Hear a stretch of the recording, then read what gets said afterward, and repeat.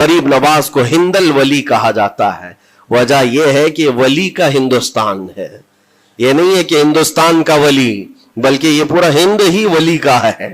دربار غریب نواز سے ہندوستان کو جوڑا گیا ہے. سلطان الہند بھی کہا گیا، سلطان الاولیاء بھی کہا گیا. لیکن جانتے ہیں ان کے آنے کا راستہ اتنا پیچیدہ تھا. وہ سن 583 کی بات تھی، 583 ہجری چل رہی تھی، جب آپ حرم کعبہ سے نکل کر مدینہ طیبہ جا رہے تھے. اس وقت آپ کی عمر تقریباً 45 سال کے آس پاس کی تھی. نہایت ہی عبادت گزار، تقوی شعار. 20 سال اپنے پیر و مرشد کی خدمت کر کے وہ حرم کعبہ میں پہنچے تھے. 20 سال کے بعد جب مسجد نبوی میں گئے تو عجیب سی کیفیت تھی. سلام کیا رسول پاک صلی اللہ علیہ وسلم کے دربار میں تو جواب قبر انور سے آیا، وعلیک السلام یا معین الدین شیخ البر والبحر. اے معین الدین، تجھ پر میری سلامتی ہو، اللہ کی سلامتی ہو، جو خشکیوں کا بھی اور تریوں کا بھی تجھے امام بنایا گیا ہے. اور آواز یہ نبی کریم صلی اللہ تعالی علیہ وسلم کے دربار سے سننے والی آواز تھی. آپ گھبرائے تھے، تھوڑا سا سراسیمگی تھی. یہ ہندوستان کی طرف اشارہ کر کے میرے آقا صلی اللہ تعالی علیہ وسلم نے فرمایا تھا کہ تجھے ہند کی ولایت دی جاتی ہے. اس وقت تک سرکار غریب نواز کو نہ ہندوستان آنا کبھی ہوا تھا، نہ ہندوستان کے علاقوں کو آپ نے کبھی دیکھا تھا، کیونکہ سجستان جو یہاں سے کافی دور ہے، افغان کے قریب ایک علاقہ سنجر، جہاں پر آپ کی ولادت ہوئی، وہاں سے نکل کر کے آپ نیشاپور میں آباد رہے. اس کے بعد 40 سال کے بعد حرم کعبہ اور حرم مدینہ میں رہے. لیکن اچانک یہ بات کہ تمہیں ہند کی ولایت دی جاتی ہے، ایک تعجب والی بات ہے. نئی جگہ پر بھیجا جا رہا ہے. آپ دوبارہ شام میں نبی پاک صلی اللہ علیہ وسلم کے دربار میں حاضر ہوئے اور سلام پیش کرنے کے بعد، کیونکہ یہ خوشی کی بات تو سب کے لیے تھی کہ ہندوستان کو اللہ تعالیٰ ایک عظیم ولی بھیج رہا ہے، لیکن جس کو بھیجا جا رہا ہے وہ بے قرار تھا، بے چین تھا، کیونکہ نہ راستے پتہ ہے، نہ ملک کے حالات معلوم ہے. بارگاہ مصطفیٰ صلی اللہ علیہ وسلم میں دوبارہ جب حاضری ہوئی، عرض کیا آقا آپ کا حکم، اس کی تعمیل کے لیے بندہ حاضر ہے، لیکن نہ یہ فقیر ہندوستان کے راستے دیکھا ہے، نہ وہاں کے حالات معلوم ہے. حضور پاک صلی اللہ تعالی علیہ وسلم کے دربار میں یہ اپنی بپتا سنا رہے تھے، داستان غم سنا رہے تھے. غنودگی طاری آ گئی، یعنی نیند سی کیفیت آ گئی، اور بارگاہ رسول صلی اللہ علیہ وسلم میں ایک دیوار پر ٹیک لگا کر جیسے ہی آپ کی آنکھیں بند ہوئی، رسول کریم صلی اللہ علیہ وسلم تشریف لائے اور اشارہ فرما کر پورے ہندوستان کے نقشے آپ کے سامنے کھول کر رکھ دیے. اور پھر غریب نواز کو یہ بتایا بھی کس جگہ سے تمہیں سفر کرنا ہے، کیسے تمہیں جانا ہے اور کہاں تمہارا مسکن ہوگا. سرکار غریب نواز فرماتے ہیں اس ایک خواب میں میں نے رسول کریم صلی اللہ تعالی علیہ وسلم کے ہاتھ میں اجمیر کے پہاڑ بھی دیکھ لیے، وہاں کے قلعے بھی دیکھ لیے تھے جو موجود تھے. اور اس کے بعد پھر کس بات کا خوف ہے، کس بات کا ڈر ہے؟ جنہوں نے راستے بتائے ہیں وہ ہادی رسول، وہ ہادی عالم ہے. نبی پاک صلی اللہ علیہ وسلم آئے ہیں پوری کائنات کو راستہ دکھانے کے لیے، اور جنہوں نے غریب نواز کو ہند کا راستہ بتایا ہو، پھر ڈر کس بات کا؟ جب آپ بیدار ہوتے ہیں تو اپنے ساتھ 40 قطب اس اولیاء کرام کی جماعت لے کر مدینہ طیبہ سے سفر کے لیے نکلے تھے. میرے عزیزو، اب بات یہاں آتی ہے، اسی لیے مدینہ طیبہ سے یہ پورا پلان ہوا ہے، مدینہ طیبہ سے بھیجا گیا ہے، مدینہ طیبہ سے پلیسمنٹ ہوا ہے. اسی وجہ سے آج تک تاریخ غریب نواز کو عطائے رسول کہتی ہے. عطائے رسول ہے، رسول اللہ کی عطا ہے، ہندوستان والوں کے لیے خاص عطا ہے میرے آقا صلی اللہ علیہ وسلم کی. جب وہ سفر کے لیے نکلے، سن 83 سے چلے تھے، تو یہاں ہندوستان پہنچتے پہنچتے آپ کو 87 یعنی 4 سال کا عرصہ لگ گیا تھا. 4 سال کے عرصے کے بعد آپ پہنچے. میرے عزیزوں، نہ پلینوں کا سفر، نہ جہازوں کا سفر کہ اڑ کر کے ادھر سے ادھر آ گئے. وہ تو پیدل قافلہ نکلا تھا، درویشوں کا قافلہ تھا، اور وہاں مدینہ طیبہ سے نکل کر بغداد پہنچے. بغداد میں اولیاء کاملین کی صحبت پائی، وہاں سے پھر نیشاپور، پھر اس کے بعد ہرات، اور افغان کے علاقے ہوتے ہوئے لاہور پہنچے. لاہور میں سرکار داتا گنج بخش عالم رحمت اللہ تعالی علیہ کے دربار میں चिल्ला कशी फरमाई, वहां से दिल्ली पहुंचे। यहाँ ये पूरा जो रास्ता है 4 साल का, मेरे अजीजों, तारीख में है। सरकार गरीब नवाज जिस रास्ते से चलते जाते थे, जो काफिर या मुशरिक भी देखता वो दायरे इस्लाम में दाखिल हो जाता था। नूर इलाही, नूर वहदत का टुकड़ा आपकी जबीन अक़दस पर ऐसा चमकता था कि लोग जो आते वो फिर आपकी सोहबत से दूर कोई जाता नहीं था। दिल्ली में जहां आप आए, ये एक अजीब इत्तेफाक है, उस वक्त खांडे राव एक बड़ा राजा था, उसका किला था, उसके सामने ही आपने पड़ाव डाल लिया। सरकार गरीब नवाज रज़ियल्लाहु तआला अन्हु की ये दास्तान, ये तारीख, वहां पर आपने अपना पड़ाव डाल लिया। और इन बुत परस्तों के लिए एक बड़ा पेचीदा मसला था कि एक दुर्वेश आया है। एक बात मैं आपको बताऊं, ये जो तासुब आज फैला हुआ, ये जहर फैला हुआ, ये आज का नहीं है, ये बाप दादाओं के पुश्त में भी इनके मौजूद रहा है। इस्लाम और मुसलमानों के खिलाफ जहर मुशरिकीन के दिलों में ये बहुत पुरानी चीज है, नई नहीं है, बहुत पुरानी चीज है। तासुब दिलों के अंदर कुढ़न रखना और कभी एक्सेप्ट ना करना, ये सरकार गरीब नवाज जिस दिन हिंद में कदम रख रहे, उसी दिन से आपने इसको फेस किया है, उसी दिन से आपने इसको देखा है। और वहां पर खांडे राव की जमात ने बहुत कोशिशें की कि ये दिल्ली में दाखिल हुआ, यहीं से इनको खत्म कर दिया जाए, निकाल दिया जाए। लेकिन अजीब इत्तेफाक ये है कि ये जो जमात आई थी सरकार गरीब नवाज के साथ, न इनके हाथों में तलवार है, न भाले हैं, न चाकू है, न छुरी है, ये तो गुदड़ियां पहनी हुई दुर्वेशों की जमात थी। गुदड़ियां पहनी हुई दुर्वेशों की जमात जो झोले में सूखी रोटी रखते थे और पानी में भिगोकर खा लिया करते थे। इनके पास न कोई हथियार है, न कोई सामान है, हर सामान जंग है। इनको निकाला जाए तो किस बात से निकाला जाए, हिम्मत भी ना होती थी। यहां तक कि जो आपको वहां से जाने की बात करने के लिए आता था, थोड़ी देर महफिल में बैठता और खड़ा रहता और कलमा पढ़कर फिर मुशर्रफ ब इस्लाम हो जाता। दिल्ली के अंदर एक दिन के अंदर 1000 लोग इस्लाम में दाखिल हुए थे। सरकार गरीब नवाज रज़ियल्लाहु तआला अन्हु ने तलवार से इस्लाम में दाखिल नहीं किया है, ना ही किसी को डरा धमका करके। वो सूखी रोटी खाने वाले किस बात से डराते लोगों को? उनके पास कौन सा एटम बम था? यहां मौजूद जो राजे महाराजे थे उनके पास फौज भी थे, हाथी भी थे, घोड़े भी थे, सब कुछ था। लेकिन आने वाला मर्द कलंदर क्या लेकर के आया था, तारीख में बताया जाता है ये वो जमाना था जब शिहाबुद्दीन गौरी हिंद के ऊपर हमले करके यहां पर आने की कई मर्तबा कोशिश किया। ये अफगान का बादशाह था शिहाबुद्दीन गौरी, जब हिंदुस्तान पर कई मर्तबा हमले करके नाकाम लौट रहा था, बीच रास्ते में इन फकीरों की जमात से बादशाह की जमात की मुलाकात हो गई। सिपाही जा रहे थे शिकस्त खाकर और ये दुर्वेशों का काफिला इधर आ रहा था। देखा पहचानी सी सूरतें लगती हैं, जाकर के एक सिपाही ने पूछा, बाबा आप लोग कहां जा रहे हैं? तो बाबा जो जमात में आ रहे थे उन्होंने कहा हिंदुस्तान फतह करने जा रहे हैं। बड़ी बात है, गुदड़ियां पहने हुए, पैबंद लगे कपड़े हैं, झोलियां लटकाए हैं। और उसने देख करके कहा मारा सिपाही ने, कहा ये देखते हो हमारे बादशाह की फौज है, इसमें हाथी घोड़ों की तादाद देखो, जरा सामान जंग तो देखो, इसमें नेज़े तलवारों की छनक तो देखो, और आप ये चंद फकीरों की जमात लेकर हिंद फतह करने की बात कर रहे हैं। तब सरकार गरीब नवाज के कानों में आवाज आई तो आपने कहा उससे कह दो फर्क यही है, तुम जब लड़ने के लिए जाते हो तो यही हाथी घोड़े और तलवारों के भरोसे जाते हो, मोइनुद्दीन सिर्फ अल्लाह और उसके रसूल के भरोसे जा रहा है। हमारे पास जो ताकत है वो अल्लाह और उसके रसूल के साथ होने की ताकत है। आज के जमाने में गरीब नवाज का यह जुमला हमारा हौसला बढ़ा देता है, कोई हो या ना हो अल्लाह हमारे साथ है, अल्लाह हमारे साथ है।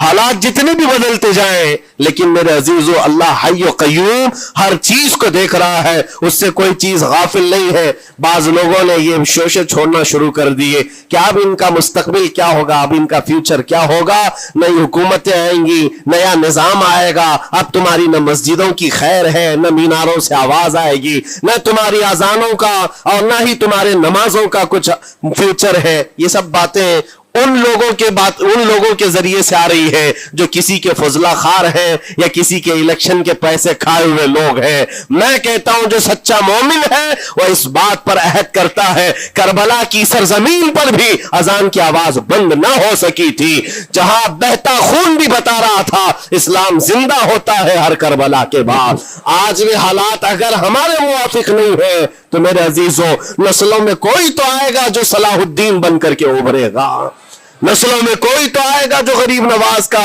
गुलाम बनकर मोइनुद्दीन बनकर के निकलेगा। इसलिए कि हालात हर वक्त एक तरह के नहीं होते। हमने तारीख देखी है और अब ताला का कानून है, कभी बादशाहों को फकीर बना देता है और कभी फकीरों को बादशाह का मनसब अता कर देता है। जब सरकार गरीब नवाज दिल्ली के सरजमीन पर आप बैठे हुए थे अपने सूफिया की जमात के साथ, एक दस्तरखान लगा हुआ था, दस्तरखान लगा हुआ है, औलिया इकराम की जमात है, एक दूसरे से बातचीत कर रहे हैं। दिल्ली में उस वक्त हालात अजीब थे। एक छोटा सा लड़का जिसकी उम्र 13 या 14 साल की रही होगी, वो अपने हाथ में खटोरी और एक तीर और तरकश लेकर के सामने से जा रहा था। औलिया की नजर उस पर पड़ी, सरकार गरीब नवाज ने नजर उठाकर देखी, और सामने से मजमे से जाने वाले बच्चे बहुत सारे होते हैं, कोई आया गया, लेकिन गरीब नवाज ने नजर उठाकर देखा और फिर सूफिया की जमात से कहा कि देखना ये कल दिल्ली का बादशाह बनकर के निकलेगा, हिंदुस्तान की पूरी सल्तनत इसके पास होगी। तारीख में मौजूद है गरीब नवाज की जुबान से निकला हुआ ये जुमला। वो लड़का कोई और नहीं था, सुल्तान शमसुद्दीन अल्तमश, जो हिंदुस्तान का ताकतवर बादशाह बनकर के निकला था। हाँ, वो जिसको चाहे नवाज दे और जिसको चाहे उठा दे। अजीजान गिरामी वक़ार, हमारे इम्तिहान की घड़ी चल रही है, हमारे हालात अभी यानी बैक की तरफ अगर जा रहे हैं तो इसका मतलब ये नहीं है कि खत्म हो गए। हम ये देखते रहेंगे और रब ताला की मदद का इंतजार भी करेंगे। हमारे साथ जो कुछ भी जुल्म हो या नाइंसाफी हो, हर एक चीज के लिए हम इतना ही कहते हैं, ये वक्त भी गुजर जाएगा, रात हमेशा नहीं होती, सुबह का उजाला जरूर आएगा, सुबह का उजाला आएगा। अजीजान गिरामी वक़ार, सरकार गरीब नवाज रज़ियल्लाहु तआला अन्हु का वो जुमला याद रखो, हम अल्लाह और उसके रसूल के भरोसे जीते हैं, अल्लाह और उसके रसूल के भरोसे जीते हैं। ताकतें, कुव्वतें या तख्त और ताज हमारे मुखालिफ हो जाए तो ये नई बात नहीं है, इस्लाम के साथ ये हर बार होता रहा है, इससे पहले भी हुआ है। हालात हमारे मुखालिफ रहे। औलिया कामिलीन की जमातें देखिए, अहले बैत अतहार, रसूलुल्लाह की आल, इतने में आपको शहादत के वाकयात अगर बता दूं, आपको तो सिर्फ एक करबला मालूम होगा, एक करबला सुना होगा कसरत से, लेकिन जानते हो रसूलुल्लाह की आल में से कई ऐसे साहबजादे हैं जिनको जेलों में एक एक साल नहीं 7 साल 8 साल तक बंद रखा गया। इमाम मूसा काजिम रज़ियल्लाहु तआला अन्हु को 7 साल तक जेल में रखा, जंजीरों से बांधा और जहर देकर के उनको शहीद किया गया है। हज़रत इमाम मोहम्मद बिन हसन अस्करी 20 साल तक जेल में काटे हैं। ये रसूलुल्लाह के घर वालों की बात कर रहा हूं। सैयदना ज़ैद शहीद जिनको सूली पर चढ़ा दिया गया था, ये इमाम हसन मुज्तबा की औलाद में से है। ये सारे खूनी दास्ताने यहां इस्लाम की तारीख में मौजूद है। जब इस्लाम उस वक्त नहीं रुका तो अब क्या खाक रुकेगा। इस्लाम अब नहीं रुकना है, कयामत तक इसकी हिफाजत अल्लाह करीम फरमाएगा, अल्लाह करीम फरमाएगा। हम जैसे आएंगे और चले जाएंगे, लेकिन इस्लाम को फलना फूलना है, ये फलता फूलता ही रहेगा इंशाअल्लाह। आपकी जिम्मेदारी इतनी है, आपकी इतनी जिम्मेदारी है, हालात देख करके बच्चों को यह ना कहना कि बेटा आप जैसे हालात चल रहे हैं वैसे ही चलते रहो। नहीं, अपने बेटों को यह तरगीब देना कि बेटा आज हम इम्तिहान की घड़ी में हैं, कल अगर अल्लाह ने हालात अच्छे कर दिए तो याद रखना जिस जगह बुतकदे बने हमारी मस्जिदों को तोड़कर, इंशाअल्लाह वहां से अजान की आवाज फिर से गूंजेगी, अजान की आवाज आए। ये बच्चों को नसीहत होनी चाहिए। हमारी तारीख मिटाने से मिटती नहीं है, एक दौर आएगा फिर जब अल्लाह करीम चाहे तो ये तारीख खुल करके लोगों के सामने आए। हम किसी पर जुल्म करने की इजाजत हरगिज नहीं देते। اور ساتھ ہی اسلام یہ بھی کہتا ہے ظلم ہو جائے تو سہنے کی اجازت بھی نہیں ہے، آپ کو حق بات بول کر جانا ہے، حق بات پہنچا کر کے جانا ہے۔ بولنے میں کیا ہے، ہماری زبان کاٹی جائے گی، ہماری گردن ماری جائے گی، لیکن حق بات کی حفاظت نسلوں تک منتقل کرنا اللہ کریم کی طرف سے ایک بہت بڑا انعام ہے، اس کا بہت بڑا انعام ہے۔ یہ تو ہم کر ہی سکتے ہیں، ہماری نسلوں کو یہ بات بتائیں گے انشاءاللہ العزیز۔ یہ غریب نواز کا ہندوستان کل بھی تھا، آج بھی، اور ہمیشہ رہے گا انشاءاللہ۔ سرکار غریب نواز کا پھیلایا ہوا یہ چراغ کبھی پھونک کے پھونکوں سے بجھایا تو نہیں بجھایا جا سکتا۔ آپ دلی کی سرزمین سے جب اجمیر معلیٰ پہنچے تھے، یہ تقریباً 7 مہینے کا سفر تھا غالباً۔ اس سفر کے دوران کئی ہزار لوگ اسلام میں داخل ہوئے تھے، اور آپ کو اس کے بعد کی تاریخی حالات معلوم ہے۔ جادوگروں نے مقابلہ کیا، راجوں مہاراجوں نے، بادشاہوں نے مقابلہ کیا، اور فوج نے مقابلہ کیا، نہ جانے کتنے لوگ۔ ایک بار تو ایسا ہوا کہ انا ساگر کی اس پہاڑی پر آپ ذکر میں مشغول تھے، راجے نے کئی مرتبہ یہ سوچا کہ ان کو مار کر کے یا کسی طرح سے بھگائیں، لیکن جب نہیں ہوا تو راجہ سے کسی نے کہا یہ منتر والا کوئی فقیر ہے، اس کا توڑ منتر والے سے ہی ہوگا۔ تو اس وقت جو بہت بڑا ان کا ایک منتر جاپ کرنے والا پجاری تھا، اس وقت اس تاریخ میں اس کا نام رام دیو بتایا گیا ہے، یہ والا نہیں ہے، اس زمانے کا تھا۔ اور اس کو راجہ نے جا کر کہا، وہ کبھی کسی سے مقابلے کے لیے آیا نہیں تھا، اس نے حامی بھر لی کہ ہاں ٹھیک ہے، میں جاؤں گا، دیکھتا ہوں کون فقیر آیا ہے ہماری اس دھرتی پر، اور میں جاپ کروں گا، اگر جادو ہے تو جادو سے میں کاٹ دوں گا۔ اس نے تقریباً اپنے ساتھ 400 یا 500 پجاریوں کو لیا، اور جب وہ آیا تو سرکار غریب نواز کے ساتھ 2 خادم تھے، آپ کے ساتھ صرف 2 خادم بیٹھے ہوئے تھے۔ کہا کہ حضور بہت بڑا مسئلہ ہے، پجاریوں کا جادو ہم پر حملہ آور ہے، ان کا جادوگر حملہ آور ہے، اور مقابلے کے لیے وہ لوگ میدان کے قریب آ چکے، پہاڑ کے نیچے ہیں، آپ اپنے چلہ گاہ سے اٹھتے ہیں جہاں پر آپ عبادت کر رہے تھے۔ کہا ٹھیک ہے ہم جاتے ہیں۔ اور اس کے بعد سرکار غریب نواز نے کہلا بھیجا اپنے خادم سے، کہو کہ وہ اپنا منتر پڑھیں، ہم اپنا منتر پڑھیں، وہ اپنا منتر پڑھیں جو بھی ان کے جادو کا ہے۔ اب جب وہ پنڈت نے، پجاری نے دیکھے بغیر اپنے سارے پجاریوں سے کہا کہ جیسے ہی وہ درویش آئے گا، وہ فقیر آئے گا، ہمارا یہ منتر ہے، یہ پڑھنا، وہ آگ میں بھسم ہو جائے گا، دنیا دیکھے گی۔ سبوں نے کہا ٹھیک ہے، لیکن ابھی کسی نے دیکھا نہیں تھا۔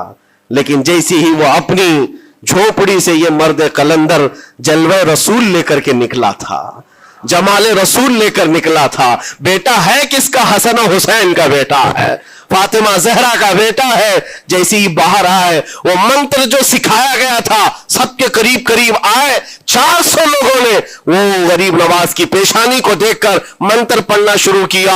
اور منتر کیا تھا؟